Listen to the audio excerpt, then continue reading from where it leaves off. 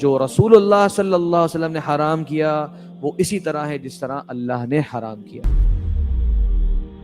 دین اسلام میں سب سے زیادہ اتھارٹی کون سی دلیل کو حاصل ہے؟ تو آپ یہ نہ کہیں قرآن مجید، یہ غلطی ہے۔ تھوڑے سے ناز و نغم والے لوگ ہوں گے، آرام پسند ہوں گے، ریلیکس قسم کے لوگ ہوں گے، اور وہ دین بیزاری کے اندر اس طرح کی باتیں کر رہے ہوں گے، دین سے محبت میں اس طرح کی باتیں نہیں کر رہے ہوں گے۔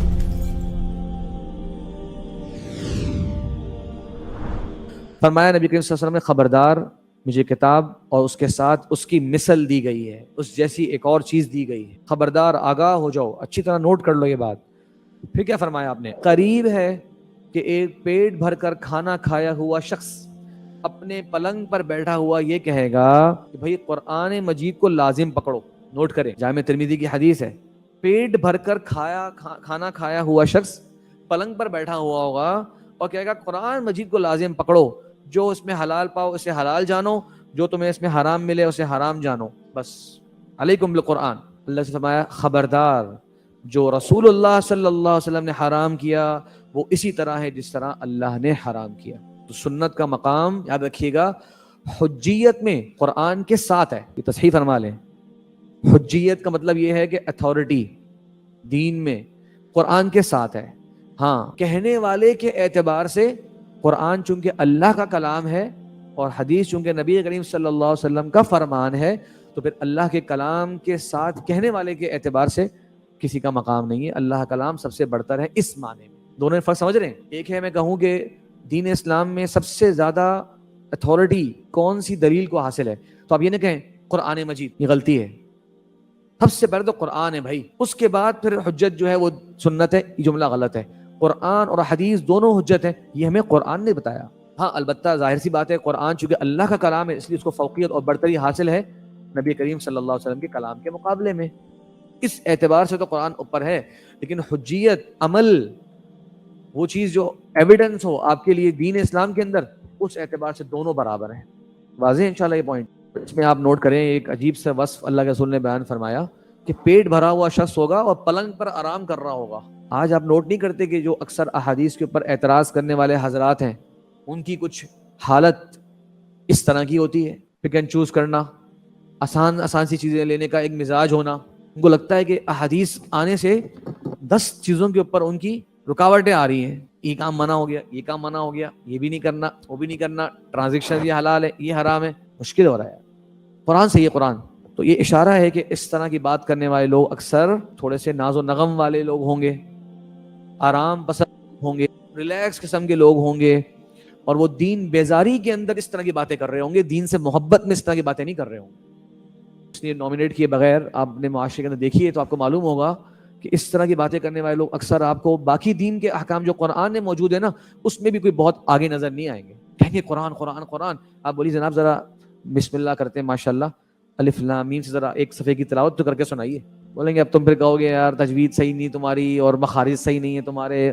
قرآن کا دعویٰ تو ہے، قرآن کے ساتھ بھی آپ مخلص نظر نہیں آئیں گے، دین بیزاری کا مزاج نظر آئے گا، جس طرح کے اس حدیث کے اندر تھوڑا سا اس طرف اشارہ مل رہا ہے۔ ایک اور حدیث ہے، جس نے میری اطاعت کری اس نے اللہ کی اطاعت کری، جس نے میری نافرمانی کی اس نے اللہ تبارک و تعالیٰ کی نافرمانی کی۔ یہ اللہ کے رسول کا ایک اور فرمان ہے کہ جس کام سے میں تمہیں منع کر دوں اس سے رک جاؤ، میں جس سے منع کر دوں اس سے رک جاؤ، اور جس کا حکم دوں جتنی استطاعت ہو اس پہ عمل کرو۔ مطلب رسول اللہ کا جو فیصلہ ہے اس پر عمل کرنا مسلمان پر لازم ہے۔ یہ ہے حجیت حدیث اور مقام حدیث۔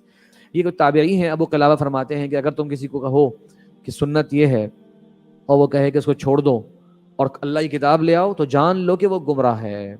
امام عبداللہ بن مبارک کی کتاب ہے۔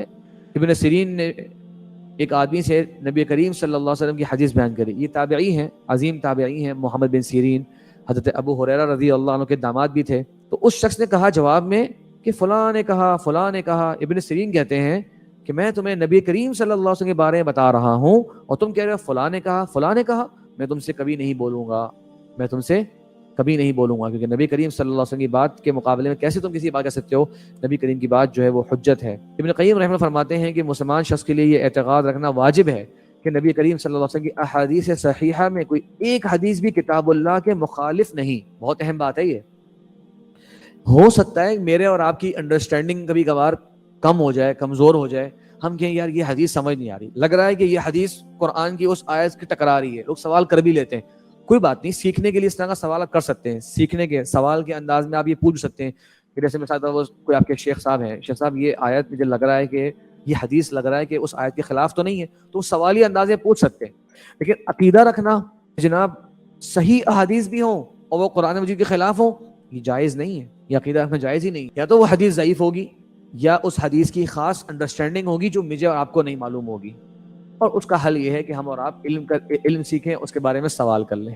ابن خزیمہ رحمہ اللہ بڑے عظیم محدث گزرے ہیں، کہتے ہیں میرے پاس کوئی دو ایسی حدیثیں لے آؤ جو تم کہتے ہو کہ وہ آپس میں ٹکراتی ہیں، مگر میں تمہیں ان کے درمیان ملائمت اور اتفاق ثابت کر کے دکھاؤں. کوئی دو حدیثیں ایسی لے آؤ تمہارا کلیم ہو کہ یہ آپس میں ٹکرا رہی ہیں، مگر میں بتا دوں گا کہ ان دونوں کا مطلب صحیح ہے.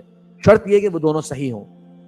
دونوں کی کنڈیشنز ہو سکتی ہیں. اور ہمارے بر صغیر کے اندر عظیم محدث یار سندھ کے علامہ بدیع الدین شاہ الراشدی رحمہ اللہ، ان کے بارے میں بھی ان کے بعض تلامذہ نے لکھا کہ وہ بھی یہ الحمدللہ بصیرت کے ساتھ یہ دعویٰ کیا کرتے تھے کہ کوئی دو حدیثیں ایسی لے کر آؤ جو تمہیں لگ رہا ہو کہ ایک دوسرے سے ٹکرا رہی ہیں یا قرآن سے ٹکرا رہی ہیں، میں تمہیں ان کے درمیان اتفاق اور تآلف کر کے دکھاؤں گا. تو الحمدللہ یہ ان کا ایک بہت بڑا علم کے اندر مقام تھا، خاص کر علم حدیث کے اندر. تو یہ بات وہ بھی کہا کرتے تھے.